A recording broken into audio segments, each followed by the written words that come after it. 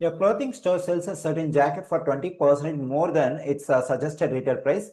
Using a rewards card, a customer is able to purchase a jacket for 25% less than what the store sells it for. The customer's purchase price is what percentage of the jacket's suggested retail price. Let's assume $100 as a suggested retail price. Let me write the stuff over here. That is a suggested retail price equals to $100. And the store sells a jacket for 20% more than the suggested retail price. Now, to find the selling price of the store, we have to increase its value. That is a suggested retail price by 20%.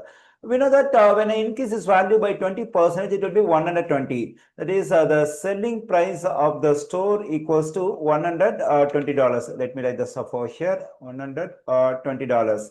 Using a rewards card, a customer is able to purchase a jacket for 25% less than the selling price of the store. So now to find the customer's purchase price, we have to decrease this value by 25% because the customer's price is 25% less than the selling price, that is $120 of the store. Let's find the customer's purchase price. Let me write the stuff out here.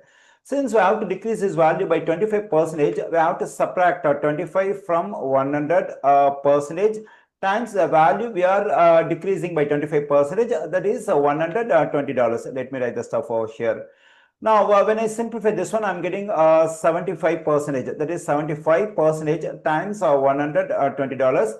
When I convert this percentage to decimal, I'm getting 0.75 times $120. When I multiply these two values, I'm getting 90, that is $90. Now, I found the customer's purchase price, that is $90.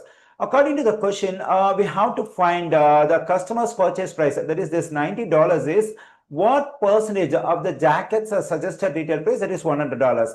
Clearly, this $90 is 90% of this $100. That is, a customer's purchase price is 90% of the jacket's suggested retail price. We find 90% in answer choice C. The correct answer choice for this question is C.